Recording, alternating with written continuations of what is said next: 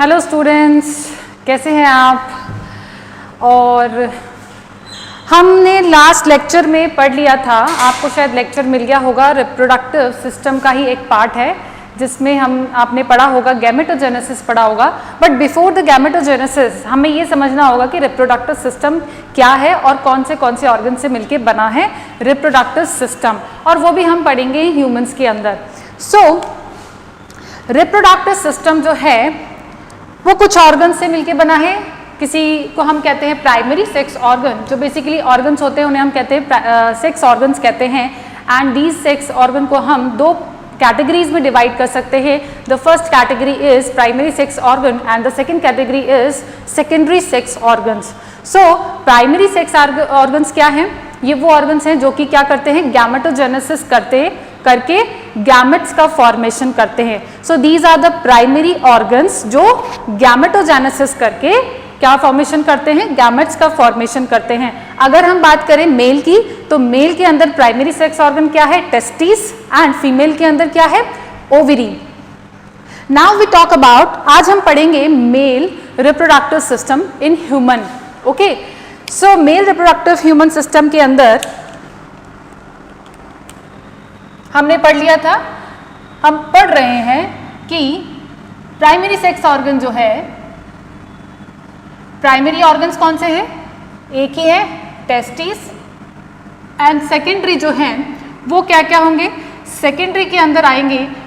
Secondary sex organs वो होते हैं जो कि गैमेट्स की हेल्प करते हैं, ठीक है, इन द सेंस उसको ट्रैवल इन द, हम बात करें अगर स्पर्म्स की, तो स्पर्म क्या है, गैमेट है, मेल गैमेट है, और उसकी हेल्प करने वाले, उसको ट्रैवल करने वाले, उसी किसी भी तरह की हेल्प करने वाले जो भी ऑर्गन्स होंगे हम उनको क्या करेंगे, क्या कहेंगे, सेकेंडरी सेक्स ऑर्गन। तो ये जो सेकेंडरी सेक्स ऑर्गन्स हैं ये क्या क्या होते हैं, जैसे कि वासा डिफरेंस, वासा, हम पढ़ेंगे अभी ये सारे नाम, वासा डिफरेंस, वासा एफ्रेंशिया, और एसेसरी ग्लैंड्स। एसेसरी ग्लैंड्स भी जो है वो क्या है, ये सारे के सारे क्या है, सेकेंडरी सेक्स ऑर्गन्स हैं जो कि हेल्प करते हैं गैमेट्स की, ठीक है, फॉर द ट्रैवलिंग, प्रोटेक्शन, उसको न्यूट्रिशन प्रोवाइड करना, ये किसी भी या फिर उसको एक फीमेल गैमेट तक पहुंचाने के लिए जो ऑर्गन्स काम में आते हैं उनको हम कहते हैं सेकेंडरी सेक्स ऑर्गन। सो एपिडिडाइमिस, ये सारे ऑर्गन्स क्या हैं, सेकेंडरी सेक्स ऑर्गन्स हैं। नाउ हम अब मूव करते हैं टेस्टिस की तरफ, तो हम पढ़ेंगे टेस्टिस का स्ट्रक्चर भी पढ़ेंगे। उससे पहले हम थोड़े से कुछ टर्म्स हैं जिनको हम थोड़ा सा देख लेते हैं। सो टेस्टिस जो है बेसिक हम देख लेते हैं। टेस्टिस की सिचुएशन, लोकेशन कहाँ होती है, लोकेशन जो है वो है पैल्विक रीजन में, पैल्विक रीजन में सिचुएटेड होते हैं। पैल्विक रीजन में भी एक बैग लाइक स्ट्रक्चर में लोकेटेड होते हैं, बैग लाइक स्ट्रक्चर में लोकेटेड होते हैं, उसे हम कहते हैं स्क्रोटम। क्या कहते हैं हम उसे, स्क्रोटम कहते हैं। सो टेस्टिस पेयर में वन पेयर होता है, वन पेयर, एंड इनका जो साइज की बात करें तो 4 से 5 सेंटीमीटर, तो इनका डायमीटर आप देख लीजिए, लेंथ होती है, एंड 2 to 3 सेंटीमीटर जो है विड्थ होती है।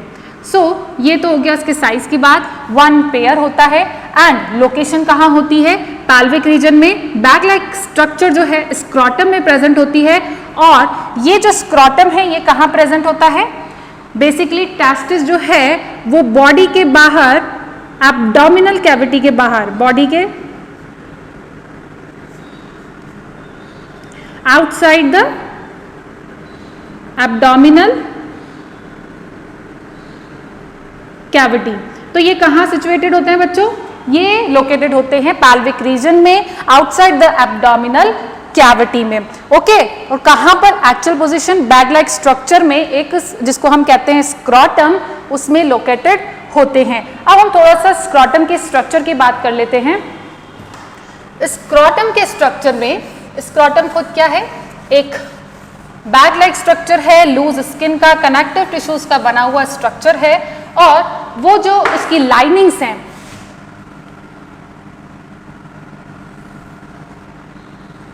This is the scrotum bag like structure, and उसकी जो लाइनिंग है अंदर की वो कुछ मसल्स की बनी हुई है जिनका नाम है डार्टस मसल, डार्टस मसल, एंड एक और अंदर लाइनिंग है, कुछ और भी मसल्स हैं जिनको हम कहते हैं स्पर्मेटिक फेशिया।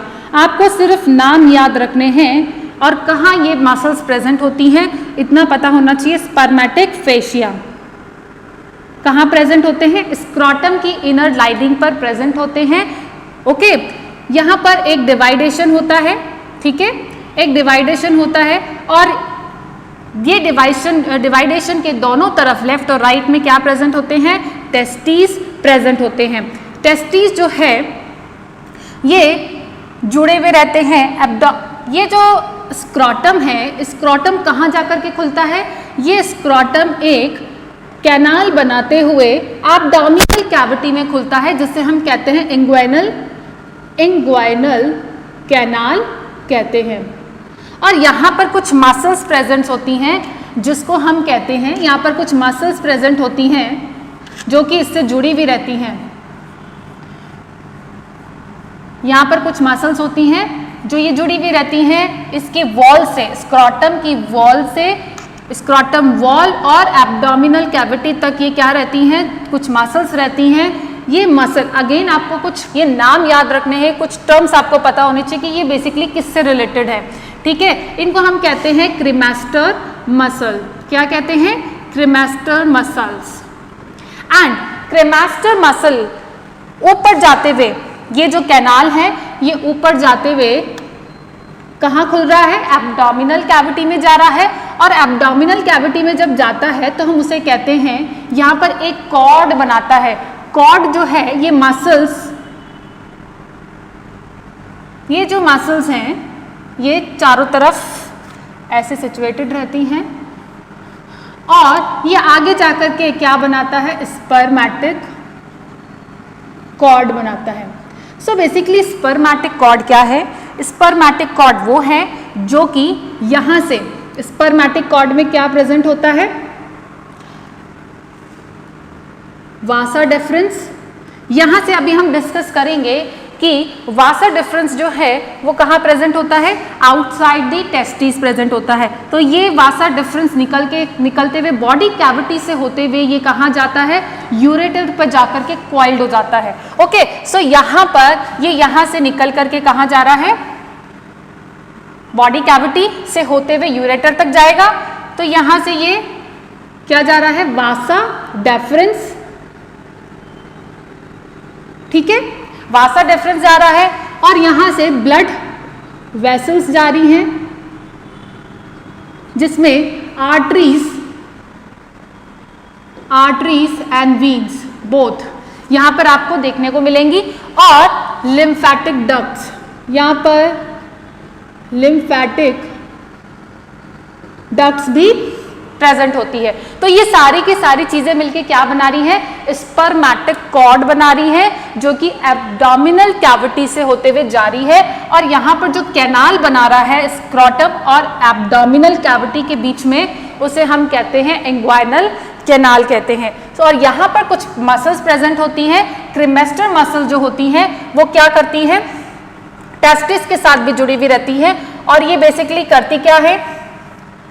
ये टेस्टिस को एलिवेशन प्रोवाइड करती है। एलिवेशन मतलब ऊपर की तरफ खींचने का काम करती है क्रीमेस्टर मसल्स। सो ये तो थी स्क्रॉटम के बारे में। डार्टस मसल, स्पर्मेटिक फेशिया जो कि अंदर लाइनिंग पे होती है, और अंदर ही लाइनिंग पर, इसी स्पर्मेटिक लाइनिंग पर कुछ और मसल्स प्रेजेंट होती हैं जिनको हम क्रीमेस्टर्स मसल कहते हैं, और ये क्रीमेस्टर मसल जो है टेस्टिस के साथ भी जुड़ी हुई रहती हैं। नाउ अगर हम बात करें, अब हम बात करते हैं कि जो स्क्रॉटम है बॉडी के बाहर ही क्यों सिचुएटेड है, एब्डोमिनल कैविटी के अंदर क्यों नहीं।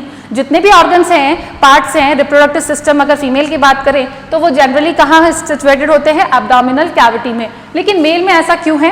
क्योंकि स्पर्म्स के जनरेशन के लिए, यानी कि स्पर्मेटोजेनेसिस के लिए जो टेम्परेचर है वो बॉडी टेम्परेचर से कम चाहिए होता है, ठीक है। 2 to 2.5 डिग्री टेम्परेचर जो है वो कम होना चाहिए, तभी स्पर्मेटोजेनेसिस हो पाएगा। नाउ अब ये जो अगर हम बात करें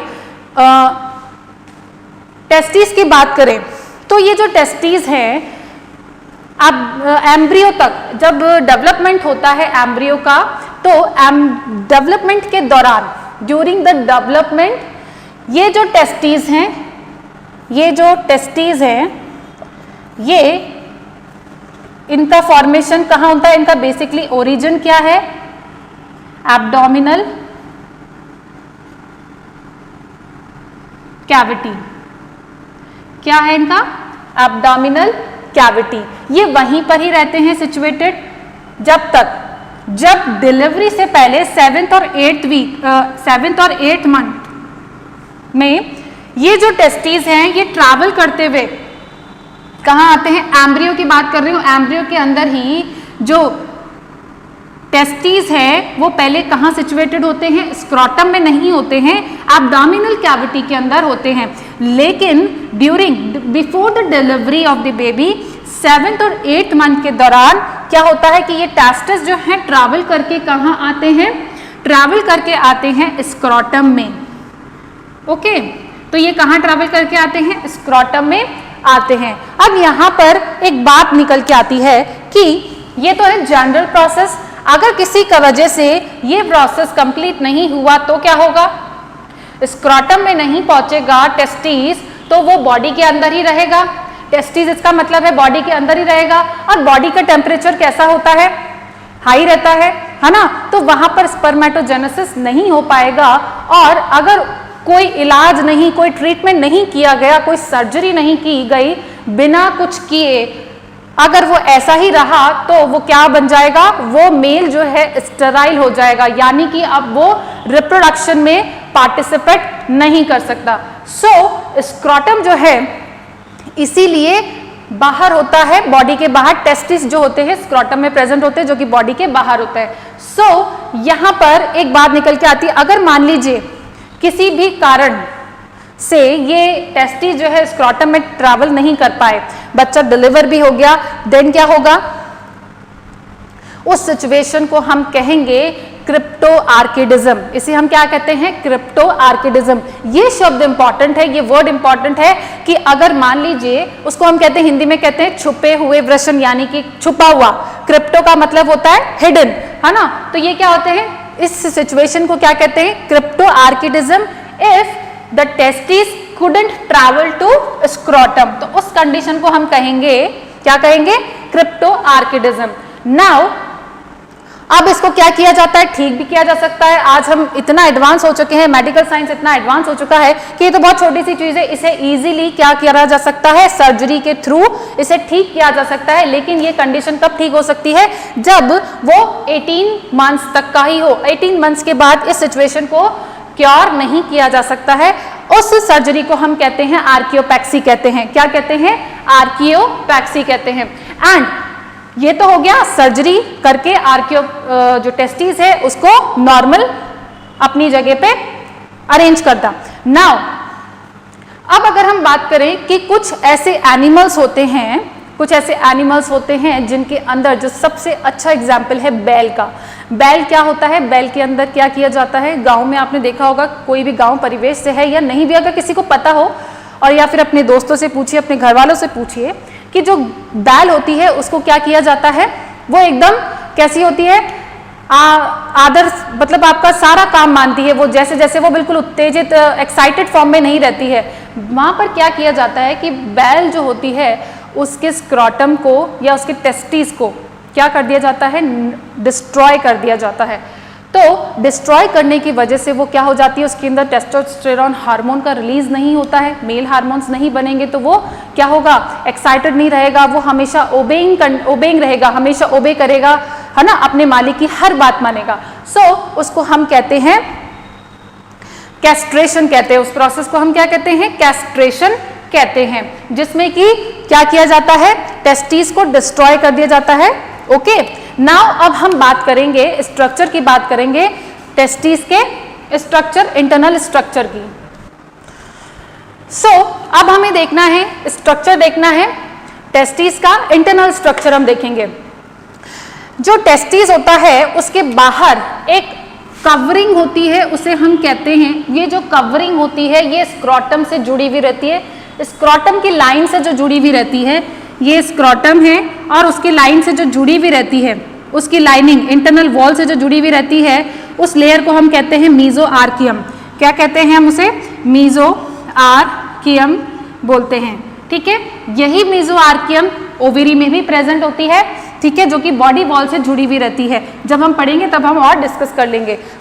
यहाँ पर मीजोआर्कियम का कवरिंग होती है और उसके अंदर ओवेरी टेस्टिस जो है प्रेजेंट होती है। ये टेस्टिस है, इसके सबसे आउटर मोस्ट कवरिंग की अगर बात करें तो सबसे आउटर मोस्ट कवरिंग जो है उसे हम कहते हैं, ये देखिए सबसे आउटर मोस्ट कवरिंग है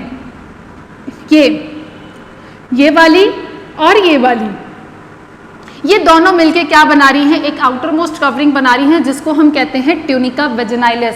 ये जो दो मैंने लेयर्स बनाई हैं ये दोनों अलग है तो एक ही कंसिडर की जाएगी, और उसके बीच में जो स्पेस है वो एक कैविटी फॉर्म कर रही है। ठीक है, ये क्या कर रही है? कैविटी फॉर्म कर रही है। ट्यूनिका वेजिनाइलिस है, इसकी दो लेयर्स हैं। सबसे जो बाहर की तरफ है, जो बॉडी वॉल से जुड़ी हुई है, उसको हम कहते हैं पेरिटोनियल कहते हैं, एंड जो ओवेरी की तरफ लाइनिंग है उसे हम कहते हैं विसरल कहते हैं। ठीक है, विसरल जो वर्ड है हमेशा इंटरनल पार्ट के लिए आता है। विसरल वर्ड जो ऑर्गन्स के साथ, इंटरनल पार्ट के साथ जो लेयर जुड़ी हुई रहती है उसे हम विसरल लाइनिंग कहते हैं, एंड पेरिटोनियल जो होती है, जो कि बॉडी वॉल के साथ जुड़ी हुई रहती है, उसे हम कहते हैं की तरफ होती है पेरिटोनियल। एंड अब हम इसकी बात करते हैं ट्यूनिका वेजिनाइलिस के बाद। फर्स्ट नंबर पे ट्यूनिका वेजिनाइलिस, सेकंड नंबर पे है ट्यूनिका एल्बुजिनिया। क्या है? Tunica albuginea. ये टेस्टिस है, ये है ट्यूनिका ट्यूनिका एल्बुजिनिया, उसके बाहर है ट्यूनिका वेजिनाइलिस, और ट्यूनिका एल्बुजिनिया के अंदर ही प्रेजेंट है एक और, उसको हम कहते हैं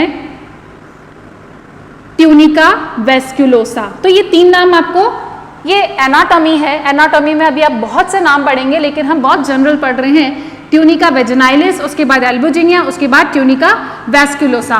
ट्यूनिका एल्बुजिनिया जो है ये कुछ सेप्टम्स में डिवाइड कर देती है, ये कनेक्टिव टिश्यूज की बनी हुई होती है, और ये पूरे टेस्टिस को लोब्स में डिवाइड कर देती है, जिसको हम कहते हैं टेस्टिक्युलर लोब्यूल। क्या कहते हैं? एक को हम कह रहे हैं टेस्टिक्युलर लोब्यूल कह रहे हैं, और ये बहुत सारे लोब्स में डिवाइड कर देती है। अराउंड 200 to 250 ये टेस्टिक्युलर लोब्यूल्स प्रेजेंट होते हैं ईच टेस्टिस में। ठीक है, और इसी के चारों ओर ईच, ये पूरा का पूरा जो लोब्यूल्स बने हुए हैं, ये चारों के चारों ओर से किससे घिरा हुआ रहता है? ये ब्लड वेसल्स के नेटवर्क से घिरा हुआ रहता है, सराउंडेड रहता है, उसे हम कहते हैं ट्यूनिका वेस्क्युलोसा। ट्यूनिका वेस्क्युलोसा जो है वो चारों ओर से ब्लड वेसल से घिरी हुई रहती है। किसको घेरे हुए रहती है? इस पूरे स्ट्रक्चर को एक नेटवर्क बनाती है, उसे हम कहते हैं ट्यूनिका वेस्क्युलोसा। अब हम बात करते हैं कि इन ईच लोब्यूल्स के अंदर की बात करते हैं। ये जितने भी लोब्यूल्स हैं इनके अंदर each lobule containing 1, 2, 3 seminiferous tubules, seminiferous tubule. Okay.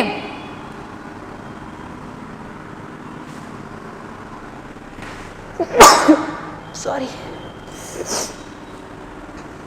हाँ, कितनी होती है?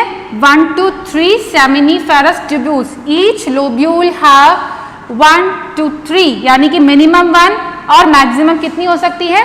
3 सेमिनिफेरस ट्यूब्यूल्स होंगी। और ये सेमिनिफेरस ट्यूब्यूल्स जो हैं structural and the functional unit of हम इसे कह सकते हैं किसका? टेस्टिस का कह सकते हैं, क्योंकि सेमिनिफेरस जो ट्यूब्यूल्स हैं यहीं पर स्पर्मेटोजेनेसिस होता है। स्पर्मेटोजेनेसिस की लोकेशन क्या है? Seminiferous tubules. एंड स्पर्मेटोजेनेसिस जब हम पढ़ेंगे तब हम इसके बारे में और पढ़ेंगे कि इसका स्ट्रक्चर, इसकी हिस्टोलॉजी पढ़ेंगे कि यहाँ पर कौन कौन सी और सेल्स प्रेजेंट होती है। फिलहाल अभी हमें सिर्फ इतना देखना है कि ये सेमिनिफेरस ट्यूब्यूल्स है।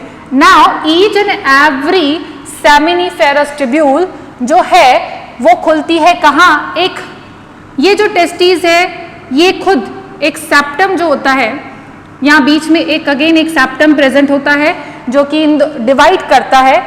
जो सबसे मेजर पार्ट जो होता है ये टेस्टिकुलर लोब्यूल्स का होता है और ये जो सबसे कम पार्ट है, ठीक है, उस पार्ट को हम कहते हैं रेटा टेस्टिस। रेटा टेस्टिस जो बेसिकली क्या है, ये जितनी भी टेस्टिकुलर लोब्यूल्स हैं ये सारी की सारी यहाँ खुलती हैं।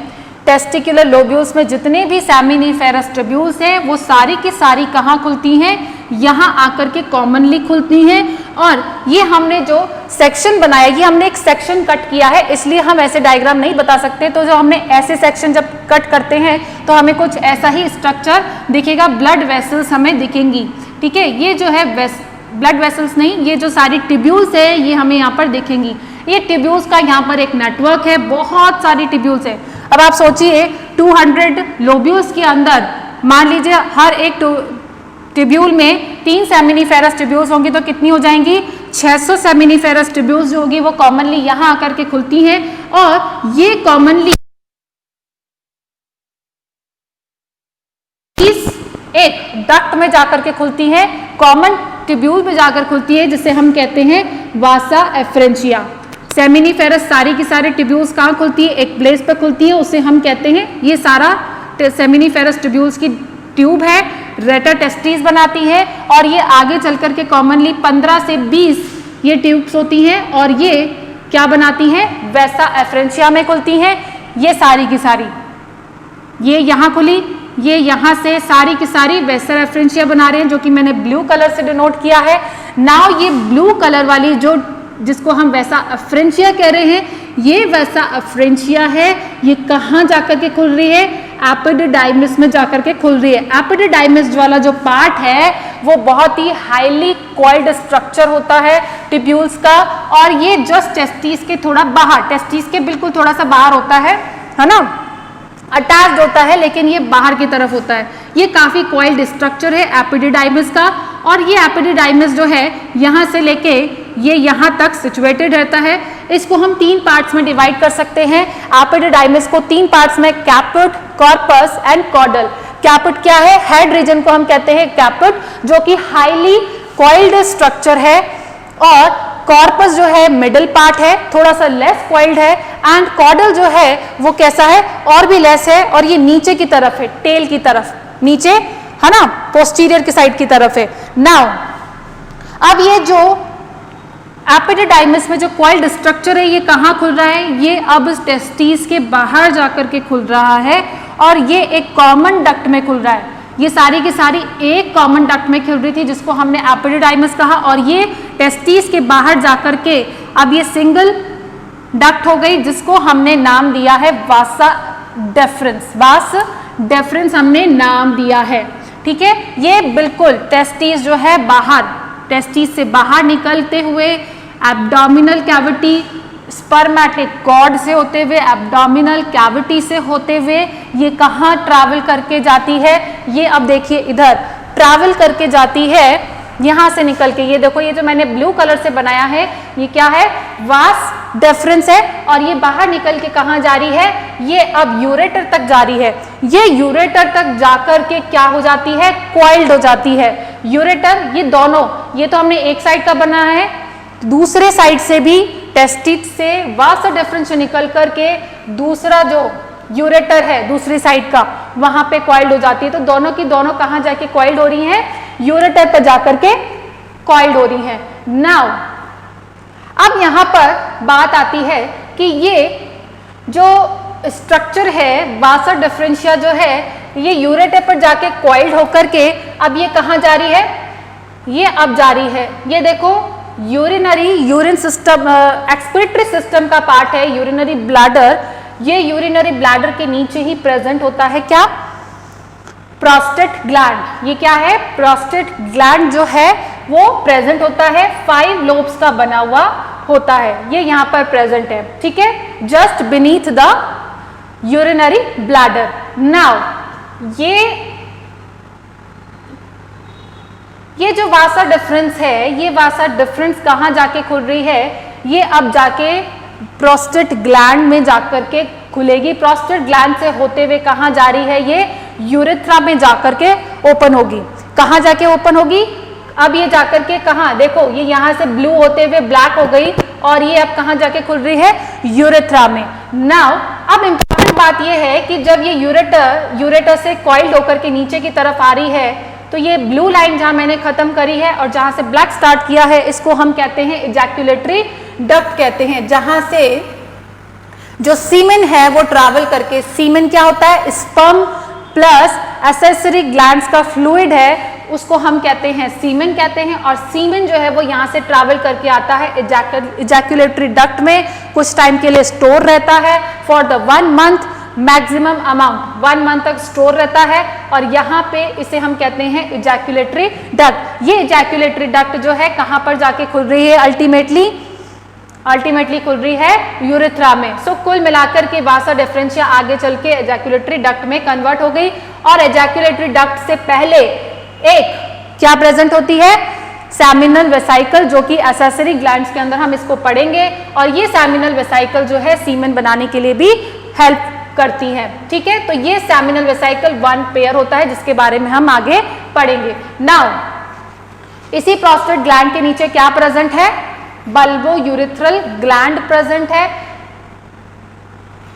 एक पेयर होता है, इसे हम काउपर ग्लैंड भी बोलते हैं, ठीक है। एंड ये था प्रोस्टेट ग्लैंड, यहां तक हमारा क्लियर हो गया है कि ये कहां जाकर के खुल रहा है, ओके। सो अब हमने पढ़ लिया, इसका स्ट्रक्चर पढ़ लिया कि ये क्या स्ट्रक्चर है, हमने सारी लेयर्स पढ़ ली, हमने ये भी पढ़ लिया सेमिनिफेरस ट्यूब्यूल्स हैं, क्या काम करती हैं, स्पर्मेटोजेनेसिस करती हैं। नाउ ये हमने ये भी देख लिया वासा डिफरेंशिया जाकर के कहाँ ओपन हो रही है, ये भी हमने देख लिया।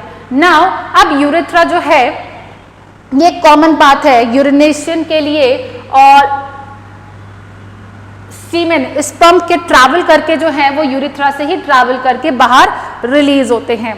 सो यहाँ पर जो यूरेथ्रा है वो अब किसमें कन्वर्ट हो रहा है, अब जो यूरेथ्रा सीधा सीधा जा रहा है एक ऑर्गन में जाकर के खुल रहा है, जिसको हम पेनिस कहते हैं। और ये जो ऑर्गन है ये मस्कुलर इरेक्टाइल टिश्यूज का बना हुआ है, इरेक्टाइल टिश्यूज का बना हुआ है, जिसको हम पेनिस कह रहे हैं। और ये जो पेनिस है ये,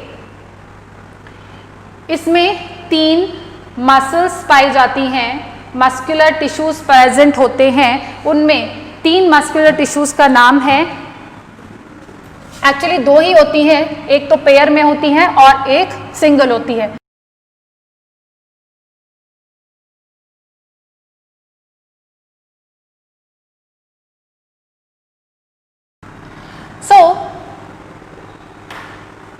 इरेक्टाइल मसल्स की हम बात कर रहे हैं, 2 टाइप्स की प्रेजेंट होती हैं, एक तो होता है कार्पस कैवर्नोसा एंड कार्पस स्पॉन्जियोसियम, ठीक है। तो कार्पस कैवर्नोसा जो है, अगर हम इसके स्ट्रक्चर की बात करें, हम अंदर इंटरनल स्ट्रक्चर की बात करें, तो ये अंदर लाइनिंग है, एल्बुजिनिया वेस्कुलोसा, ये ट्यूनिका वेजिनाइलिस एंड ट्यूनिका एल्बुजिनिया, ये एंड तक यही लेयर होती है। एंड यहाँ पर इसे हम कहते हैं आर्टरी, डीप आर्टरीज, एंड ये जो मसल्स हैं इसे हम कहते हैं कॉर्पस कैवर्नोसा, फर्स्ट नंबर वाली मसल है, और यहाँ पर प्रेजेंट होती है कॉर्पस स्पॉन्जियोसम। ये जो मसल्स हैं ये इरेक्टाइल मस्कुलर टिश्यूज की बनी हुई होती है। और ये जो कैवर्नोसा है, ये यहाँ पर हो गया कैवर्नोसा, और लेफ्ट हैंड साइड में और उसके जस्ट पीछे प्रेजेंट होती है कार्पस स्पॉन्जियोसम। नाउ ये जो कार्पस कैवर्नोसा है ये इस पार्ट तक ही ट्रैवल कर पाती है, इसके नीचे वाले पार्ट तक नहीं होती है। सो इस वाले स्ट्रक्चर को अगर हम देखें तो यहाँ पर ये जो कैप जैसा स्ट्रक्चर है, फूला हुआ जो स्ट्रक्चर है, उसे हम कह रहे हैं ग्लैंस पेनिस, ग्लैंस पेनिस बोल रहे हैं, ठीक है। एंड ये यूरिथ्रा जो है बाहर जाके खुल रहा है, और ये जो ग्लैंस पेनिस है ये कैसा है, इसके ऊपर एक स्किन लगी हुई रहती है जिसे हम क्या कहते हैं, प्रीप्यूस भी कहते हैं।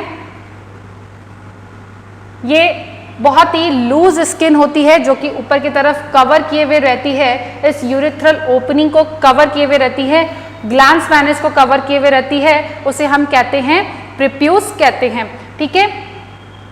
और ये जो ग्लैंस पेनिस वाला फनल जैसा स्ट्रक्चर होता है, एंड यहीं तक ये यहाँ से स्टार्ट होता है ग्लैंस पेनिस वाला पोर्शन, एंड उससे पहले कौन सी मसल्स होती है, कार्पस कैवर्नोसा प्रेजेंट होती है, उसके नीचे तक जो जारी है थ्रू आउट द लेंथ वो कौन सी है, कार्पस स्पॉन्जियोसम है, ठीक है। तो उस कार्पस स्पॉन्जियोसम जो है वो लास्ट तक ट्रैवल करती है। सो ये था मेल रिप्रोडक्टिव सिस्टम जिसको हमने अभी कंप्लीट कर लिया है। अब हम पढ़ेंगे एक्सेसरी ग्लैंड्स के बारे में, ओके। सो हम पढ़ रहे हैं accessory reproductive glands. So reproductive glands क्या है कि कोई सीक्रेशन करती हैं and that helps to reproductive system, okay. So help कैसे करती हैं कि एक पाथ प्रोवाइड करती हैं, और पाथ को स्मूथ बनाने का काम प्रोवाइड करती हैं।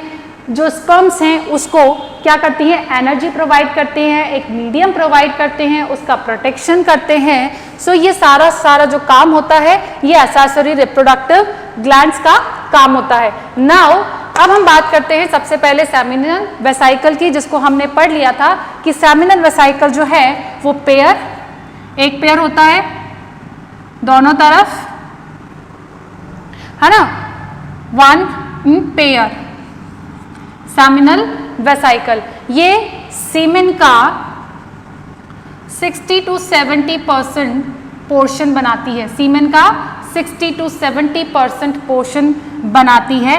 बेसिकली ये एल्काइन होती है, एल्कलाइन नेचर होता है इसका, 7.2 या 3 इसका pH वैल्यू होता है। एंड इसमें क्या क्या प्रेजेंट होता है, इसमें फ्रक्टोज मेनली प्रेजेंट होता है, कुछ यहाँ पर प्रोटीन्स भी यहाँ पर प्रेजेंट होते हैं, fructose and some proteins are also present. Now यहाँ पर फ्रक्टोज क्या काम करता है, फ्रक्टोज जो है स्पर्म को एनर्जी प्रोवाइड करता है, ओके।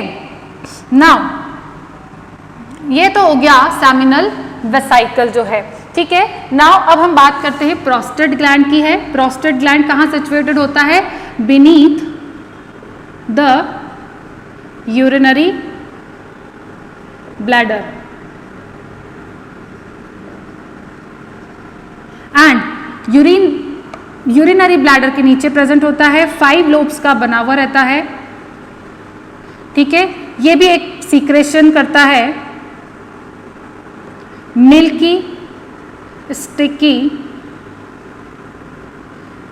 थिक सीक्रेशन करता है, और ये जो पोर्शन है ये अराउंड 30 to 40% जो है सीमेन बनाता है। सीमेन का 30-40% जो है वो कौन बनाता है, प्रोस्टेट ग्लैंड बनाता है, ठीक है। नाउ इसमें क्या प्रेजेंट होता है, इसमें प्रेजेंट होता है सिट्रिक एसिड, सम फिब्रोजेंस, कुछ प्रोटीन्स यहाँ पर भी प्रेजेंट होते हैं, फिब्रोजन प्रेजेंट होता है, सिट्रिक एसिड प्रेजेंट होता है।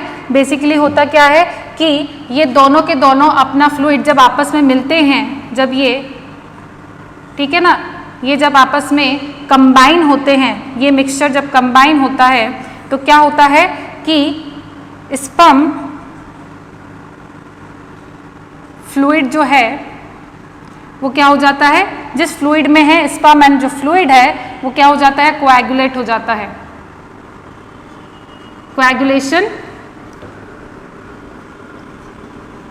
कोएगुलेशन का मतलब है कि स्पर्म जो है अब वो इनएक्टिव हो जाते हैं, नॉन मोटाइल हो जाते हैं, inactive, due to which inactive and क्या हो जाते हैं, नॉन मोटाइल। ऐसा क्यों किया जाता है कि जब तक कि जरूरत ना हो ये अपनी एनर्जी को स्टोर करके रखते हैं, और जब जरूरत पड़ती है तो बिफोर द इजैकुलेशन, बिफोर क्या होगा, बिफोर द इंसेमिनेशन प्रोसेस, ये क्या हो जाएगा, कोएगुलेशन जो है इसको रिलीज कर दिया जाएगा, एंजाइमेटिक रिएक्शंस होंगी जिसकी वजह से ये फिब्रिनोजन जो है ये लाइसिस हो जाएगा और स्पर्म जो है वो फ्री हो जाएंगे अब ट्रैवल करने के लिए। सो ये था प्रोस्टेट ग्लैंड। अब हम बात करते हैं काउपर ग्लैंड जो कि प्रेजेंट होती है, जिसको हम बल्बो यूरिथ्रल भी कहते हैं, बल्बो यूरिथ्रल ग्लैंड भी कहते हैं। ये जो बल्बो यूरिथ्रल ग्लैंड है ये क्या करती है, ये भी एक प्रकार का स्टिकी वाटरी फ्लूइड एक्सक्रीट करती है, और ये क्या करती है, बेसिकली जो यूरेथ्रा है उसके पाथ को न्यूट्रलाइज करने का काम करती है, क्योंकि यूरेथ्रल जो ओपनिंग है वो कॉमन है for the urination and the semen के लिए एक कॉमन पाथवे है, एंड जो यूरेथ्रा है उस यूरेथ्रा के पाथ को, यूरेथ्रा पाथ को क्या करती है, न्यूट्रल कर देती है, यानी कि उसको एल्कलाइन कर देती है। वो एसिडिक होता है तो उसको क्या कर देती है, एल्कलाइन करने का काम करती है। और इसका भी जो ये काफ़ी बेसिक नेचर एल्कलाइन नेचर का होता है 7.2, इसका भी pH होता है, एल्कलाइन करने का काम करती है। और साथ ही साथ ये क्या करती है, ये उस पाथ को लुब्रिकेट भी करती है, लुब्रिकेशन का भी काम करती है ये काउपर ग्लैंड।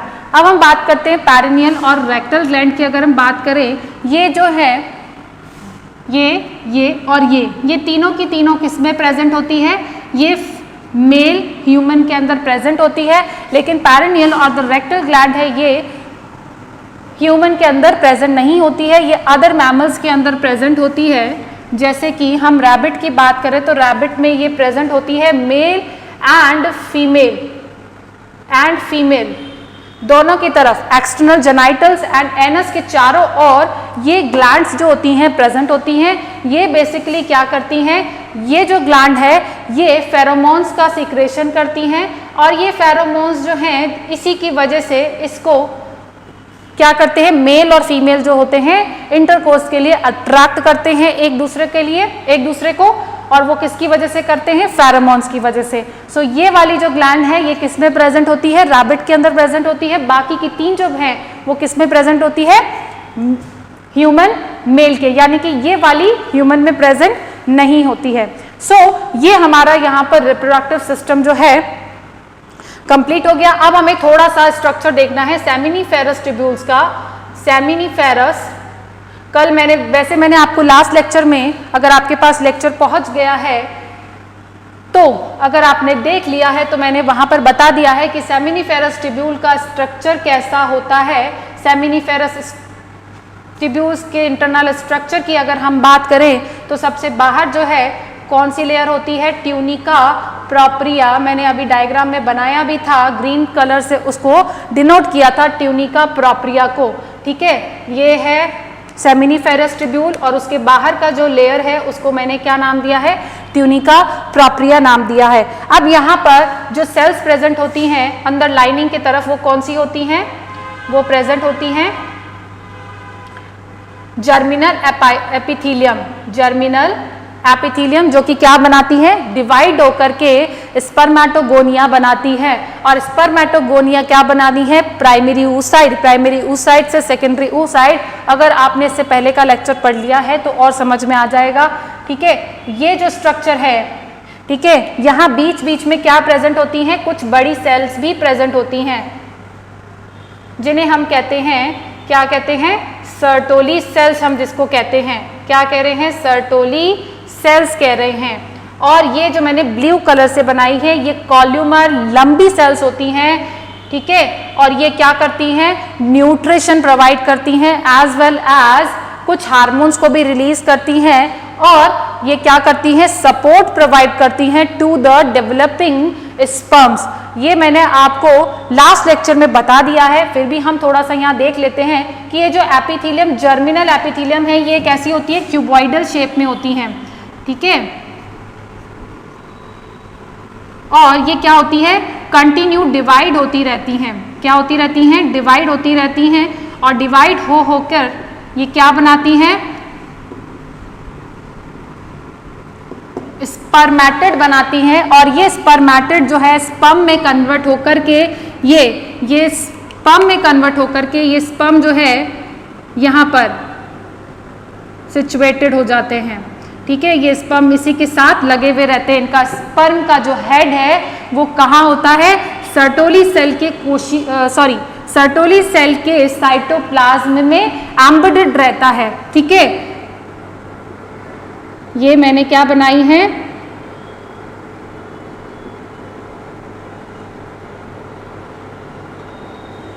ये क्या है, स्पर्मेटोजोआ, या फिर हम इसे कहते हैं स्पर्म भी कहते हैं। सो दीज जो ये सेल्स हैं ये डिवाइड होकर के प्राइमरी oocyte से सेकेंडरी से स्पर्मेटिड से स्पर्म फॉर्मेशन होता है, और लास्ट में जो स्पर्म है वो कहाँ सिचुएटेड हो जाते हैं, वो किसके सहारे रहते हैं, वो है सर्टोली सेल्स के सहारे।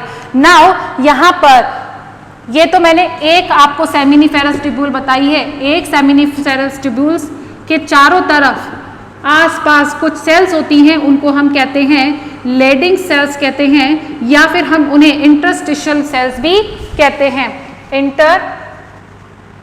इंटरस्टिशियल सेल्स भी बोलते हैं। ये बेसिकली क्या करती है, these are the main cells that reproduce that secretes the hormone which is called testosterone.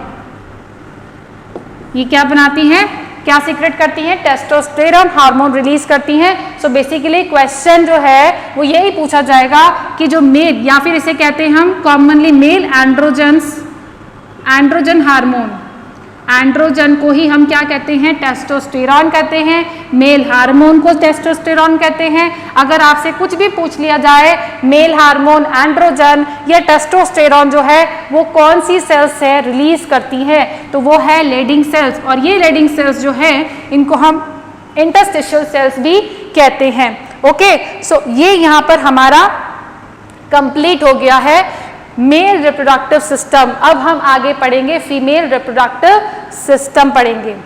Okay, सो बच्चों रिवाइज करो, है ना, और पढ़ो, और इनके जो डाउट्स हैं आप पूछ सकते हैं। आपको एप्लीकेशन में आप इजीली वहाँ जहाँ पे आप वीडियोस वॉच करते हैं वहीं पर आप क्वेरीज भी कर सकते हैं, और उसका आंसर आपको वहाँ पे मिल भी जाएगा। So you can contact me through the application Drona app. So ये हमारा कंप्लीट हो गया मेल रिप्रोडक्टिव सिस्टम, ठीक है। अब हम मिलते हैं नेक्स्ट लेक्चर में।